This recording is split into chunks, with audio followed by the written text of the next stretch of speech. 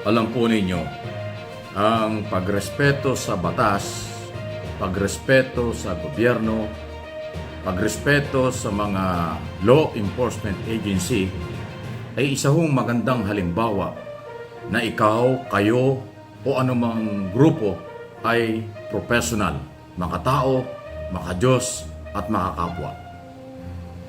Okay? Kaya ako sinasabi yan kasi dito po sa nangyari at nangyayari between Philippine Government, Philippine National Police, Philippine Law at yung Kingdom of Jesus Christ ni Apollo Kibuloy ay hindi natin nakikita yun.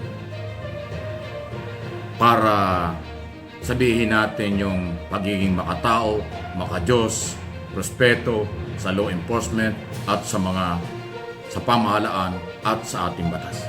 Kasi mahalaga yun eh. Ano man pong organization, religious man, business, o anumang non-government organization, o maging sa politika or sa gobyerno, may batas po kasi na dapat ay pinapairal, dapat may respeto, dapat sinusunod. Kasi ang batas ang magiging daan at gabay para sa pantay-pantay na pamumuhay, pantay-pantay na malayang mamamayan, pantay-pantay na may proteksyon ang mamamayan. Ngayon, kung hindi mo re-respeto ang batas at ang inyong paniniwala, ang inyong susundin, ang inyong paniniwalang kayo ay tama, abay, mahirap yan. Paano nyo makukumbinsi ang tao na kayo ay tama kung hindi kayo sumusunod sa batas? Paano kayo irerespeto kung hindi kayo sumusunod sa batas? Paano kayo sasamahan at kakampihan kung iba ang inyong paniniwala sa gobyerno at sa mga batas na pinairal?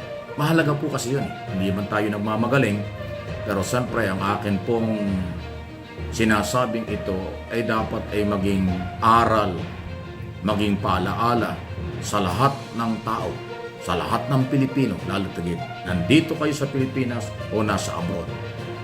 O kahit saan pa kayong lugar nandoon, may batas. Mga Pilipino, pag nagpunta ng ibang bansa, sumusunod sa mga batas at regulasyon kung saan sila nandoon. Hindi nila kinukontra, hindi nila pinoprotesta, at hindi sila lumalabag sa mga batas kung saang bansa nandoon ang Pilipino. OFW, turista, or nagkaroon ng pamilya. Bakit pag nandito sa Pilipinas, hindi ko po nilalahat? Naulit ko, hindi ko nilalahat. Bakit may mga sektor na ang piling nila above the law? Na ang piling nila sila ang dapat masunod? Bakit ang piling nila sila lagi ang tama? At gumagamit at may nagpapagamit ng mga vlogger pa at mga taga-suporta para linlangin ang taong bayan sa kanilang paniniwalang mali. Ito po kasing nangyari sa kampo ni Kibuloy, PNP, under General Nicolas Torre III, dan sa Provincial Regional Director ng Davao Region, at siya yung head, pinakamataas na pulis. Sila po ay nandyan hindi para manggulo. Sila ay nandyan para ipatupad ang court order under the law. Kasi si Kibuloy may kasong sexual harassment, qualified human trafficking. So may pananagutan siya sa batas. Hindi ko sinabing guilty. May pananagutan siya at obligasyong sumunod sa batas kasi may kaso at mayroong court order. Pero bakit minamali nila ang pulis? Bakit minamasama nila ang gobyerno na nagpapatupad ng batas? Anong gusto nyo? Pagka kayong may kasalanan o kayo yung may kaso, ang batas hindi papairalin? Sino kayo? No one is above the law. Hindi mo ba? Napakasamang procedure, napakasamang pangitain na kayo hindi susunod sa batas, tapos ang gobyerno susunod sa inyo.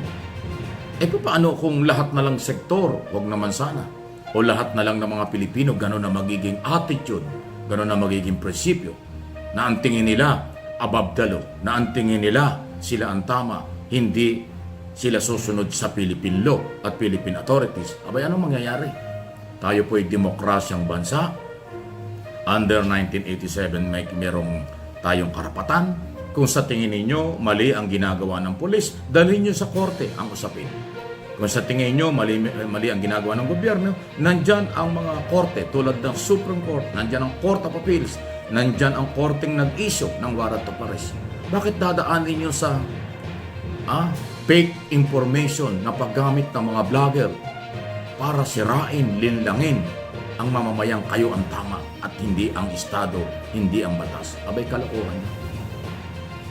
Sinasabi ko po at paninindigan ko, kahit sino man kayo, sino man tayo, may batas na dapat sundin.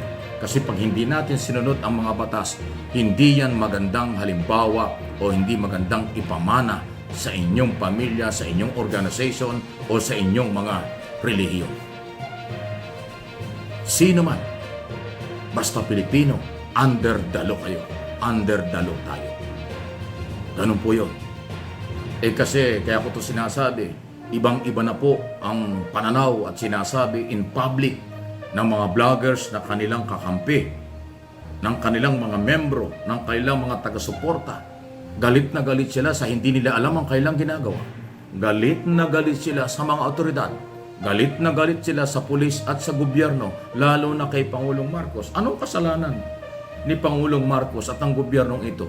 Walang kinalaman ng gobyerno sa complainant na di umano'y biktima ni Kibuloy. Walang kinalaman ng Executive Department sa court order, warrant of arrest na ini-issue ng korte. Kasi merong 3 branches of government: executive, legislator, at saka judicial body. Dapat alam niyo yun. Ngayon, kung kayo'y magpapalinlang, magpapagamit sa mga mapaninlang na grupo, abay magagalit kayo sa gobyerno na hindi nyo alam yung kinagagalit. Diba? Magagalit kayo sa gobyerno, kasama kayo sa hindi sumusunod. Pero kung naintindihan ninyo na walang politika ito, walang political harassment, merong court order na dapat ipatupad, abay, dapat alamin nyo yun. Kasi mas delikado at mas hindi tama na ang gobyerno o ang pulis ay hindi gagalaw para magbigay ng hustisya sa di o mano ay biktima. Hindi magandang hindi gagalaw ang gobyerno sa mga court order. Mas masama yun. Anong klaseng gobyerno tayo? Paano tayo irerespeto ng international community kung yung batas hindi natin pinapairal? Kaya ang lahat, kahit sino, hindi lang si Kibuloy at ang kanyang mga followers, pag hindi kayo sumunod sa batas, kayo ang may problema.